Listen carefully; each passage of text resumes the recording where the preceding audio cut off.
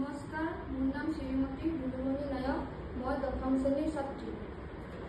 আজি মই এটা প্ৰকল্প প্ৰস্তুত কৰিছোঁ। প্ৰকল্পটোৰ নাম হ'ল কাম কৰা মডেল সৌৰশক্তি জলসিঞ্চন ব্যৱস্থা।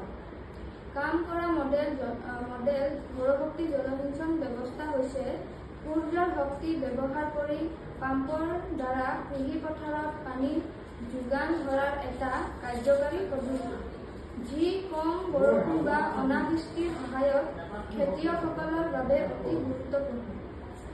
ইয়াৰ উপকাৰসমূহ হৈছে বিদ্যুতৰ বাবে কোনো বিল দিব নালাগে, যাৰ ফলত খেতিয়কৰ খৰচ কমে। ই কোনো প্ৰদূষণ নোহোৱা এক পৰিৱেশ বান্ধৱ পদ্ধতি। য'ত বিদ্যুৎ সংযোগৰ সমস্যা আছে, তাতো এই ব্যৱস্থা ব্যৱহাৰ কৰিব পাৰি।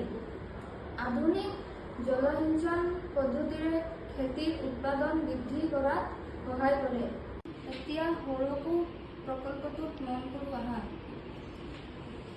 সৌৰকূপ প্ৰকল্পটোত আমি বিদ্যুৎ উৎপন্ন কৰি কণ্ট্ৰল ৰুমত জমা কৰিছোঁ।